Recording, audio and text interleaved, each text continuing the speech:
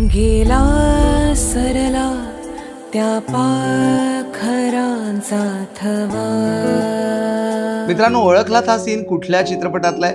तुम्ही नक्की ओळखला असणार. ऋता दुर्गुळे हिचा कमाल अभिनय होता त्या चित्रपटात, ज्या चित्रपटाचं नाव होतं अनन्या. पण मित्रांनो, हाच सीन कधी प्रत्यक्ष रंगमंचावर बघितलाय?